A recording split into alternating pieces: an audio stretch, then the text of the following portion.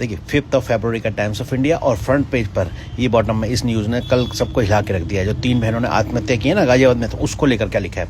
16 year old and 2 younger half sisters jump to death, diary reveals rift with dad over Korea obsession. इस heading का मतलब समझेंगे कि 16 साल की जो एक लड़की है और 2 यंगर हाफ सिस्टर्स का मतलब उसकी सौतेली बहनें, हाफ सिस्टर का मतलब सौतेली बहनें। तो एक तो 16 साल की है और 2 जो उसकी यंग सौतेली बहनें जंप टू डेथ, मतलब इस तरह छलांग लगाएगी कि उससे मौत हो जाए। तो जंप के बाद टू डेथ मतलब कूद कर मर जाना, मतलब कूद कर आत्महत्या कर लेना। डायरी ने रिवील किया, खुलासा किया। रिफ्ट का मतलब दरार, यानी कि दरार मतलब एक मन में दरार जो होती है, दरार। रिवील्स दरार किसके साथ, विद डैड, किस बात को लेकर, ओवर कोरिया ऑब्सेशन। ऑब्सेशन मतलब जुनून, कोरिया को लेकर कोई जुनून रहा होगा तीनों बच्चियों में। तो पिता के साथ दरार हो गई थी बच्चों की और पिता में दरार पड़ गई थी, फूट डल गई थी। इस बात को लेकर, किस बात को, कोरिया के जो जुनून को लेकर। कोरिया का कोई गेम वगैरह खेलती होंगी, पता नहीं क्या है, मैंने पढ़ा नहीं भाग, मैं हेडिंग से आपको बता रहा हूँ।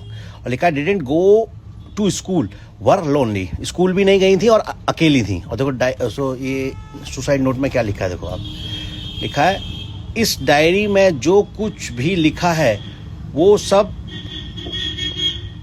सब पढ़ लो क्योंकि ये सब सच है।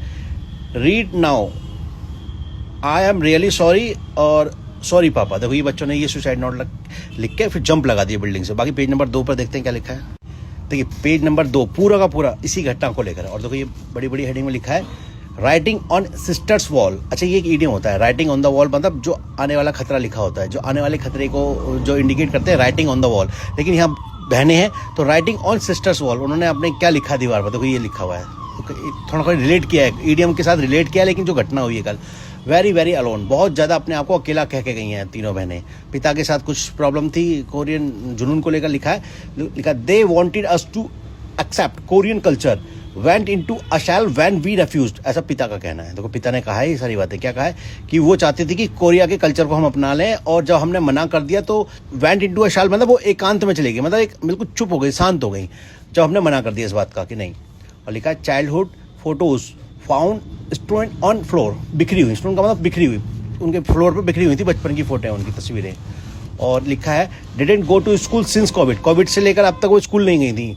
State away from society's compound where kids played, जब जहाँ बच्चे खेलते थे उस कंपाउंड में नहीं जाती थी बहनें।